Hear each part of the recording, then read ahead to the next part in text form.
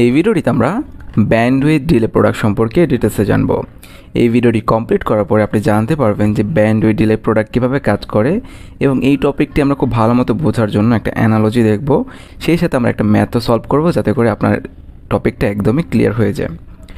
So আমরা যদি bandwidth delay প্রোডাক্টের ডেফিনেশনটা পড়ি তাহলে আমরা দেখতে পারবো the bandwidth delay product defines the number of bits that can fill the link. তার মানে বলতেছে আপনার যদি ধরেন এখানে একজন সেন্ডার থাকে এবং একজন রিসিভার থাকে এবং তাদের মধ্যে অবশ্যই একটা কমিউনিকেশন লিঙ্ক থাকবে, এই লিঙ্কটাতে কতগুলো বিট থাকলে এই লিঙ্কটা পুরোপুরি ফিল হয়ে যাবে। মনে করুন অনেকগুলো বিট আছে এরকম, এরকম কতগুলো বিট থাকলে সেই লিঙ্কটা ফিল আপ হয়ে যাবে। তো এটা আমরা অ্যাকচুয়ালি ব্যান্ডউইথ ডিলে প্রোডাক্টের মাধ্যমে বের করে থাকি। তো প্রত্যেকটা লিঙ্কেরই কী থাকে, প্রত্যেকটা লিঙ্কের একটা ব্যান্ডউইথ থাকে, একটা চ্যানেলের একটা ব্যান্ডউইথ থাকে এবং সেটার একটা সার্টেন ডিস্টেন্সও থাকে যেটাকে আমরা লেন্থ বলি।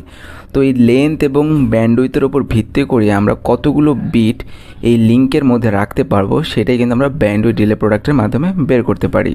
তো এটা কি ডিফাইন করে? এই ব্যান্ডউইথ ডিলে প্রোডাক্টটা ডিফাইন করে যে কি আপনার যে লিঙ্ক বা চ্যানেলটা রয়েছে সেইটার ক্যাপাসিটি কতটুকু হবে, কতগুলো বিট সে ক্যারি করতে পারবে অ্যাট এ টাইম, সেইটাই আপনার ডিফাইন করে কি ক্যাপাসিটি। লিঙ্কের ক্যাপাসিটি ডিফাইন করে কি, লিঙ্কের ক্যাপাসিটি ডিফাইন করে ব্যান্ডউইথ ডিলে প্রোডাক্ট। একটা অ্যানালজি দেখি, মনে করেন এটা একটা পাইপ। সো এই পাইপে আপনি কিছু রাখতে চাচ্ছেন। সো এই পাইপটার মধ্যে আপনি অ্যাট এ টাইম কতগুলো জিনিস রাখতে পারবেন, একই টাইপের কতগুলো জিনিস রাখতে পারবেন সেটা আমরা কীভাবে ডিফাইন করব? সো এই পাইপের একটা সার্টেন ডিস্টেন্স আছে যেটাকে আমরা লেন্থ বলতেছি, আর কম্পিউটার নেটওয়ার্কের ভাষায় এই লেন্থটাকে আমরা বলি কি ডিলে। ওকে, কতক্ষণ সময় লাগে এটাকে পার করতে সেটাকে আমরা বলতেছি ডিলে। অবশ্যই এটার একটা কী আছে, ক্রস সেকশন আছে। ক্রস সেকশন মানে হচ্ছে কতটুকু এরিয়া নিয়ে সে আসে। তো এরকম নিয়ে এরিয়া নিয়ে সে আসে, এরকম করে করে করে অনেক ডিস্টেন্স পর্যন্ত এই পাইপটা কিন্তু আমরা দেখতে পারতেছি। সো এইটার ভলিউম বা ক্যাপাসিটি কত সেটা আমরা কীভাবে ডিফাইন করব? এটার ভলিউম বা ক্যাপাসিটি ডিফাইন করার ফর্মুলা হচ্ছিল bandwidth into delay. Cross section যেটা ছিল সেটাকে আমরা কম্পিউটার নেটওয়ার্কের ভাষায় ব্যান্ডউইথ বলতেছি, এবং লেন্থ বা ডিস্টেন্স যেটা ছিল সেটাকে আমরা কম্পিউটার ভাষায় ডিলে বলতেছি। তার মানে কোনো একটা লিঙ্কের যদি আপনি ব্যান্ডউইথের সাথে ডিলে এই দুটো মাল্টিপ্লাই করেন তাহলে ওই লিঙ্কের ক্যাপাসিটি কিন্তু আমরা ইজিলি বের করতে পারি। আর অর্থাৎ ব্যান্ডউইথ ডিলে প্রোডাক্ট আমরা ইজিলি বের করতে পারি। আর ব্যান্ডউইথ ডিলে প্রোডাক্ট ডিফাইন করে কি কতগুলো বিটস এই লিঙ্কটাকে ফিল আপ করে ফেলবে অ্যাট এ টাইম। সো কত সময়ের মধ্যে হবে, কীভাবে হবে সেটা এখন আমরা আরেকটা এক্সাম্পলের মাধ্যমে দেখব।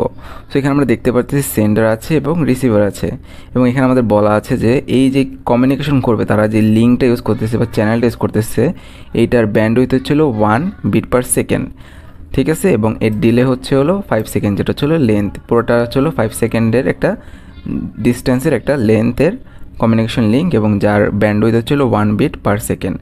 সো এটার আমরা যে ফর্মুলাটা দেখছিলাম সেখানে আমরা দেখছিলাম যে কি জাস্ট আমরা ভলিউম বা ক্যাপাসিটি কীভাবে বের করতে পারি বা ব্যান্ডউইথ ডিলে প্রোডাক্ট কীভাবে বের করতে পারি, জাস্ট ব্যান্ডউইথের সাথে আপনার ডিলেটাকে যদি মাল্টিপ্লাই করি সেই ক্ষেত্রে কিন্তু আমরা ক্যাপাসিটিটা ফাইন্ড আউট করতে পারি।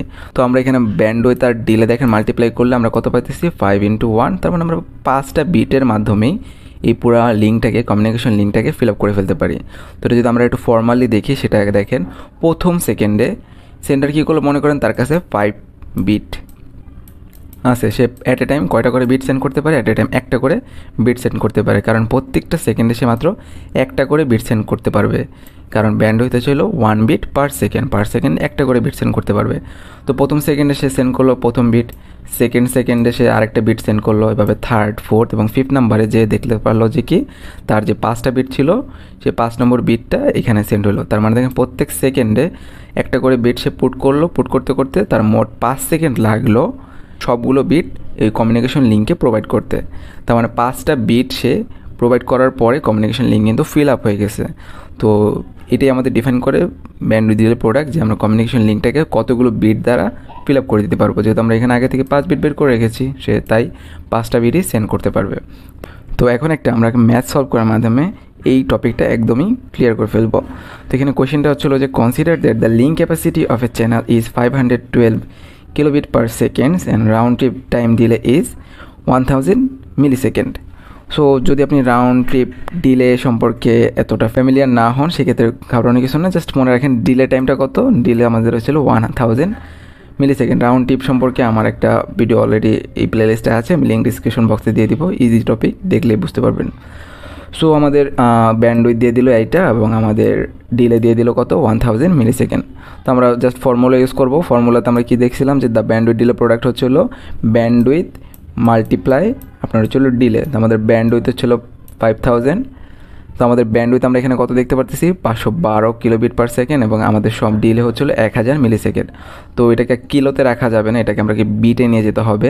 তো কিলোবিট পার সেকেন্ড, তার মানে কিলো মানে হচ্ছিল 1000 দ্বারা আমরা গুণ করব। 1000 দ্বারা গুণ করলে এটা কী হয়ে যেতেছে bits per second, bits per second. Okay, এবং এটাকে আমাদের সেকেন্ডে নিয়ে যেতে হবে।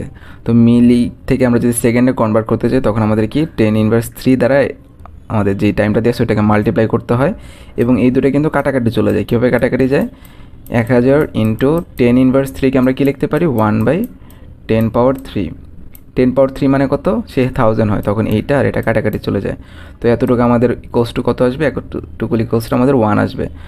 তো 512 সাথে যদি আমরা 1000 গুণ করি তখন আমরা কত পাইতেছি? 5,12,000 বিটস।